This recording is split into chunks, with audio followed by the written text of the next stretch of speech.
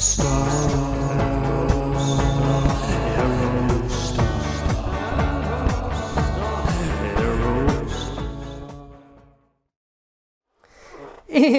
welcome back to Janky AF and Year of the Aerostar, episode number 50, the big 50. And it's coincidental that this is episode 50 because I had sort of lost track, and I want to do sort of a special one today. Just had feeling like doing something like, nice. We've been doing a lot of Eastern Seaboard, Florida through North Carolina type of region, and we're making a left turn going out to Portland, Oregon. And sort of decided to do that because I got a lovely message the other day from my good friend Benjamin, and hello to you, sir, if you happen to be watching this. And you may not have a choice if I plaster all over social media. He sent me a, hi Benny, how are you?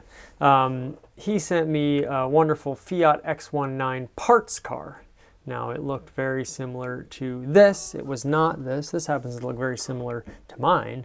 And while we're totally non sequitur, my Fiat should be drivable soon, possibly even inspected by the state of New York.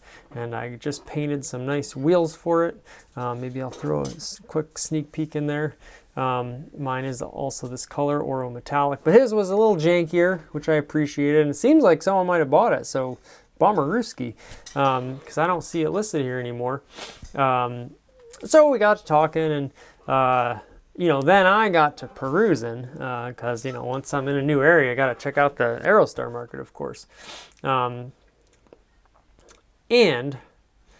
I guess I just had a question in my mind about how I'm going to edit this because I usually don't show the screen record. A little backyard baseball here. Backdoor baseball. What do they call it? I don't know. Inside baseball. There you go. Usually I record my screen as I'm talking, and then I sync them up, and then you have that nice little lovely transition, which I hope you enjoy in the beginning of every episode, where my big face sort of spherically blurs into my little face. I'm already talking about something that's on the screen now, so now we will fade back into big face, I guess, and I will introduce what we're going to talk about today as our Aerostar. So without further ado, and then usually as I'm talking about, there'll be a long, slow black fade in. So this will be a little shorter fade in, but that's all right. Here we have a 1989 Ford Aerostar XLT minivan, listed for $4,295. That's a nice sum of money. In, of course, Portland, Oregon. Now, what's also different about this episode a little bit, and we've done some dealership videos, but I like talking about the listing, like marketplace, classifieds, Craigslist culture is very, very funny to me from a linguistical point of view, from a cultural point of view, from a business point of view, financial point of view. It's just there's so much information about, we're in a capitalistic society, so markets are what that is based on, and so the buying and selling of goods, particularly of cars, and the human interactions which one must, I guess you don't need to if you buy a car from a vending machine, but that a lot of us must go through, and some of us, gluttons for punishment, like to go through.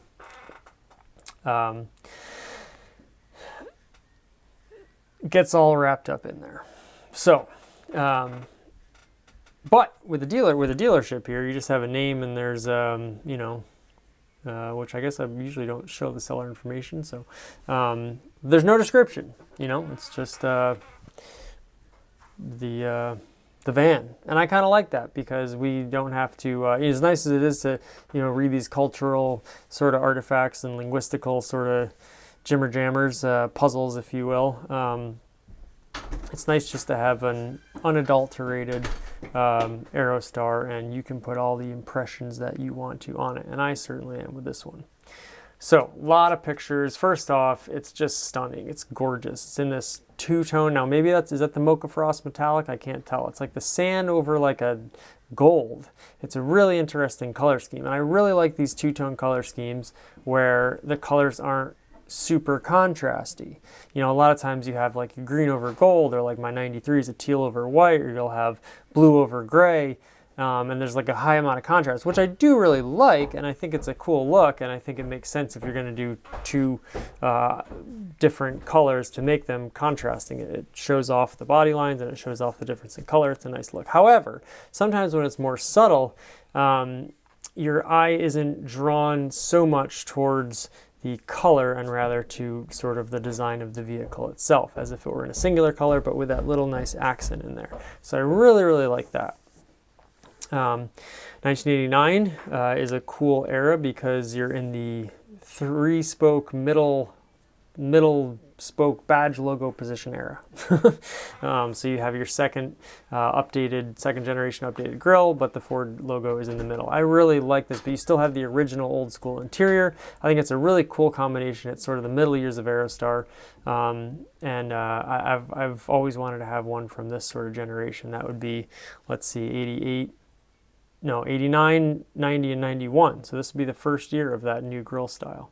Thank you for the person that commented that did research and looked it up and actually found out that these were hubcaps and not wheels, and the same ones I talked about in an earlier video. Just beautiful hubcaps though. You know, when hubcaps were hubcaps, and these are a nice, heavy, solid plastic and almost looks metallic. Maybe they have a metallic center cap even on them. And just a beautiful look, and still in really good condition, nice and shiny, as is the rest of this vehicle. Just immaculate condition, you know, a real cream puff, as they say. And what I failed to mention as well is you have this little pinstripe, and it almost looks like it has a little bit of red in it. I can't tell if that's maybe just the same sand color, but it looks as if you go further down, maybe this is just faded, and it looks like it has some red into it, which is another just very, very tasteful Aerostar. That's just the first picture. So yeah, indeed, we do have some red. Now this is obviously the standard length, not the extended. I think it looks great in the standard length. Factory roof rack. Your bumper is in immaculate condition and all perfectly preserved, minor cracks. These things are so brittle, and I love that, you know, they even did a two-tone bumper, and that was a feature more so on the earlier Aerostars. And then later, I believe some of this chrome stripping was taken out, and it was sort of just not, it even seems like it's, there's an extra little piece here. It extends outward. And I think in the later ones, it was just like sort of a standard plastic bumper without that little insert in there. Still with a groove line and everything. And I love the setting. I don't know if this is in a park, but it's lush and green, and just like, you know, it makes you feel like you're in the Oregon sun. Beautiful trees all around, the pines, and then of course, I believe a pine tree on the license plate too, right? So, very, very nice. I have a dent in mine in the same exact location. I have not looked through all these pictures, so I'm getting to look at them the first time that you all are. Great rear wiper, of course, and very nice feature of the Aerostar. You know, a rear wiper really goes a long way, I'll tell you that much. Oh, now, in profile, and this will most definitely be this, or maybe if the other profile happens to be even better, but the screenshot of this Aerostar, the YouTube thumbnail, because that is just stunning. Handsome, dashing. The handsome, dashing. What more can you say? And I believe, because I've been splicing in now these little clips of Aerostar commercials, I believe the handsome, dashing Aerostar. The handsome, dashing Ford Aerostar. Was the handsome, dashing Aerostar for 1989. The handsome, dashing Ford Aerostar for 1989. I believe that was the year of the commercial. So that would be really funny. So it really is the new handsome, dashing Aerostar for 1989. The handsome, dashing Ford Aerostar for 1989. It's really quite a van about town. Brown on gold. Wow, what a cool combination. So moving on. Oh, that one's really, really good too. Boy, oh boy. I don't know what to do with myself now. And, you know, you can see in the direct sunlight, you know, this one's a little bit more shaded and there's more contrast. In the direct sunlight, they really are not that different in color. And God, if that isn't a nice van. boy, there's just something, I don't know. There's just, I'm telling you, the design is perfect.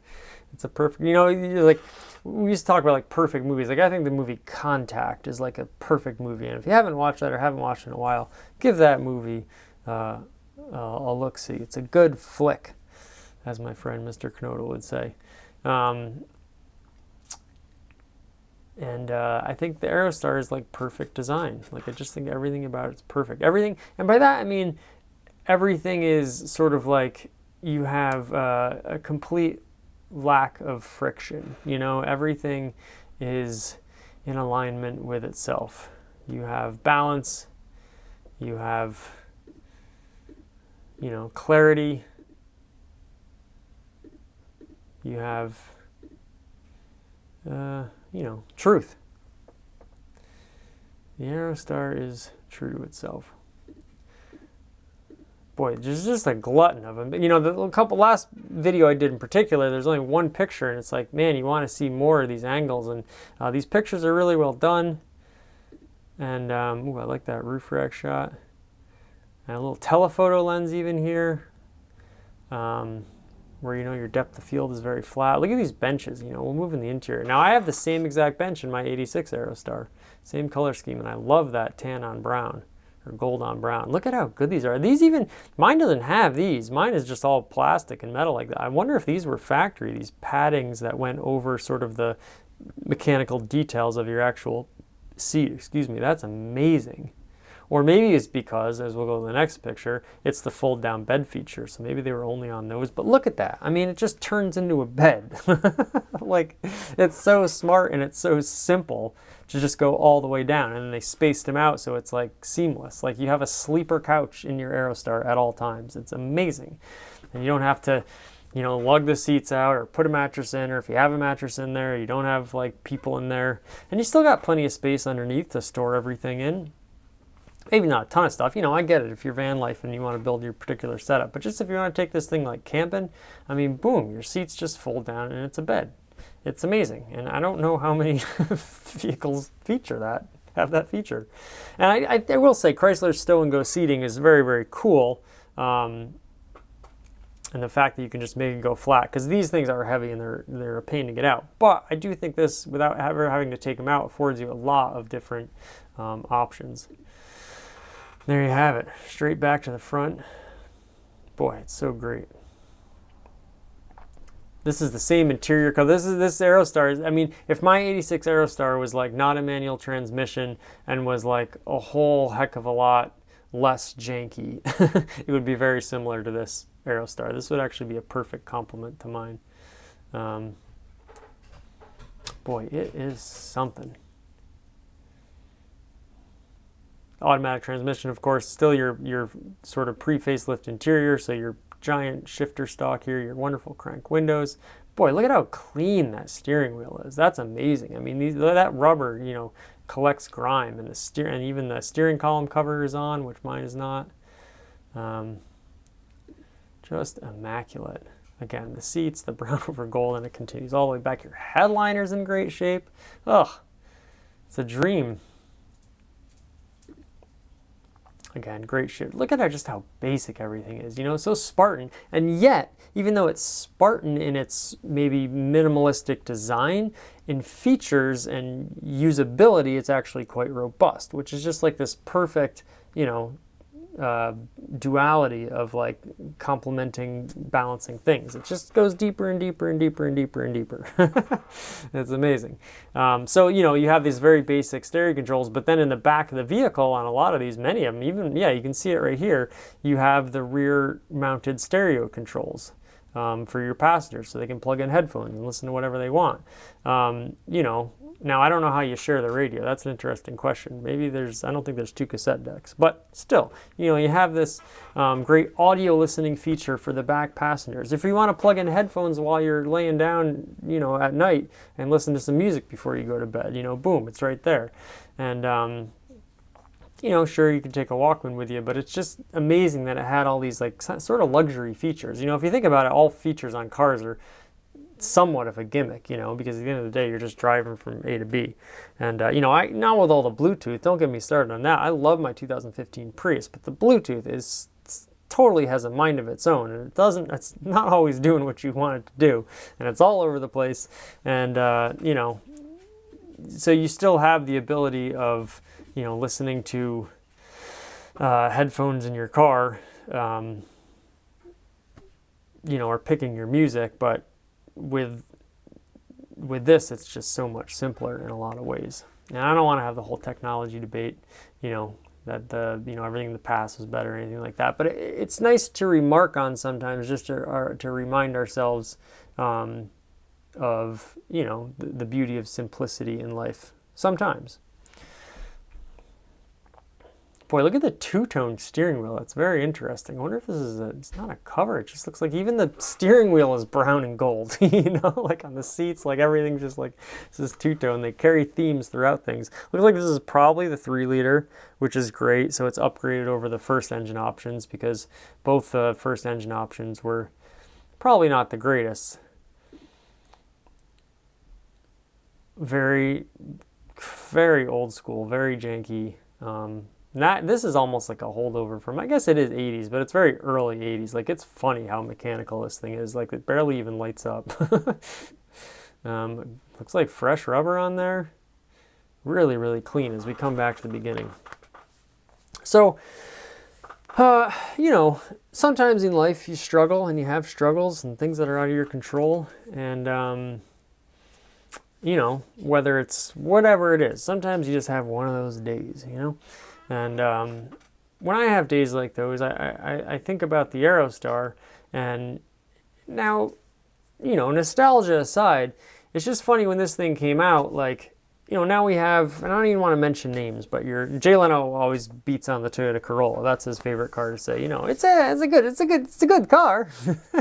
But, you know, like you have a Nissan Pathfinder or a Kia Telluride or very cool cars, you know, and they're nice looking cars. But I feel like they do in some way lack a character that really stands out. And that's fine. But the Aerostar, if you go way back to 1989, you realize how different cars were back then. But then again, if you're in 1989, you're in the present. So I just like to think about, imagine being in the present when this was a brand new car, and just think about all the things it could do, you know, from a practicality standpoint. And, you know, that's what they talk about in all the advertisements now, but they're all blown up and people are skydiving, or, you know, I love the one where the guy's driving on the beach picking up all the the trash, excuse me, because it's like, and now I'm going to sound cynical, but like you're picking up all the trash, meanwhile you're like burning all this fuel. And, you know, I love cars, so there's no getting around it. You know, as Curtis Mayfield said, if there's hell below, we're all going to go. But all that aside, when you were in 1989, this was a new car. The technology was up to the standard, if not better than the standard in many ways. And so I just imagine seeing this car in 1989 and being like, oh my God, this is like the perfect car. Like, you know, I got the V6 power. It's not going to be like doggedly slow. It's like, it's modern. It's brand new. And it's relatively compact. It's not too big. I can drive it like a car, but it's a little beefier in terms of like its suspension. It can tow things. It can carry things on top of itself. I can fit 7 people in it comfortably if I want to go by myself or with another person. We can camp in it, and we don't even have to do anything. It comes with a bed. The chairs turn into a bed. It's just amazing. Like it's an amazing use of space, and it's an amazing thing to have roll down the road and take you places. So I just think about the Aerostar, and you know, we all have those things in our life that we lean on, family and friends, and I certainly do. And you want to appreciate them. But you know, we also live in the material world, as Madonna said, and we are attached to these materials. And I always think that materials get a bad rap in terms of materialism, because these all, I mean, I just saw a shirt on eBay that was the St. Louis assembly plant. I am broker than joke, but I got to buy this shirt because I shouldn't say that I'm broken on a joke. I am the richest man in the world, actually. But, I'm not super liquid right now, at least, where the toilet's not concerned. So, what I mean to say is that these things were all built by people in a factory, working jobs. And this was like an American-made vehicle. People that made this vehicle were paid, I have to imagine for the time, pretty decent wages. They came out with this thing. So this came from people. It's not like, it's this inanimate object. Yes, it's not a human life. However, it was, like there is a quote I love that's like, those aren't books on the shelves, they're people's brains. These things, this is how we carry on, and it's a portal, back and forth through time and space, really, actually, because it drives down the road. So, considering that, in addition to friends and family and loved ones, we have these things that have meaning to us. And the Aerostar has a great deal of meaning to me. So, I just like that they're still out there, carving up and down the roads. And this one has been immaculately preserved and well cared for, and I really appreciate that. So, only 76,000 miles. Boy, if I lived in Portland, I think I would go buy this van. Well, on that note, there you have it. Another episode number 50 of Year of the Aerostar here on Janky AF. We appreciate all of you out there. Thank you so much for watching.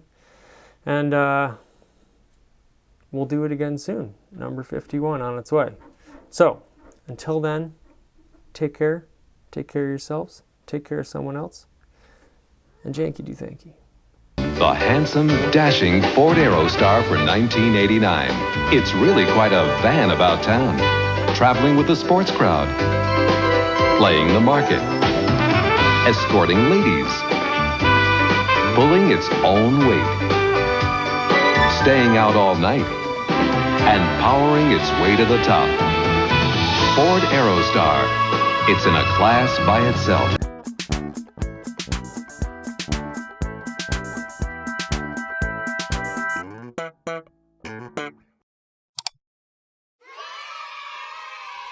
One small step for man,